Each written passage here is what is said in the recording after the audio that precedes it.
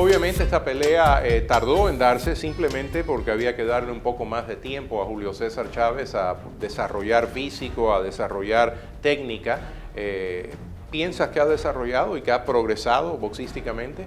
Sí, progreso sí. Trabaja con Freddie Roach, es un buen entrenador, tienen buenos estilos, buenos métodos, se nota porque Chávez va evolucionando, es un boxeador joven que está en proceso de evolución. Con lo que yo no estaba de acuerdo es que siendo campeón se le permita pues, hacer de lado a algunos rivales para seguir evolucionando. Si uno es campeón tiene que enfrentarse con los mejores y punto final.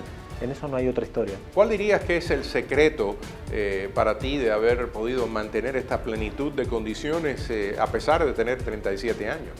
Me está tratando de viejo, ¿no? No, es broma. No, creo que no hay claves en esto, simplemente es la disciplina. Tengo una vida ordenada, prolija y disciplinada. Y no hay más que eso, es solamente hacer lo que debo hacer. Sergio, ¿qué representa para ti el boxeo en tu vida y qué piensas que te ha dado? El boxeo me dio la vida, me dio no solo la vida que hoy llevo, sino la vida que buscaba, me dio la verdadera identidad. Encontré mi propia identidad, quizá con el tiempo pueda explayarlo mejor, pueda poder quizás explicarlo o darle un razonamiento un poquito más claro de lo que puedo tenerlo hoy, pero te puedo asegurar que la identidad personal, no Sergio Martínez, sino el verdadero yo, lo encontré gracias al boxeo. Sin dejar atrás, obviamente, esta pelea con Julio César Chávez Jr. el 15 de septiembre, ¿te gustaría quizá el año próximo enfrentarte a Floyd Mayweather Jr.? Sabe que el año que viene para mí no existe.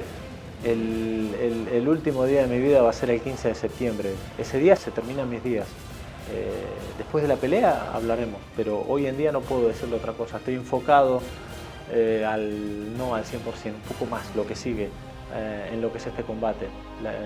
Necesito estar así enfocado, tal como lo hice siempre, y después ya hablaremos. No sé ni quién es Mayweather, ¿sabes? O sea, hoy en día no me lo planteo, digo, no, tengo a Chávez Jr. y tengo mucho trabajo con esta pelea.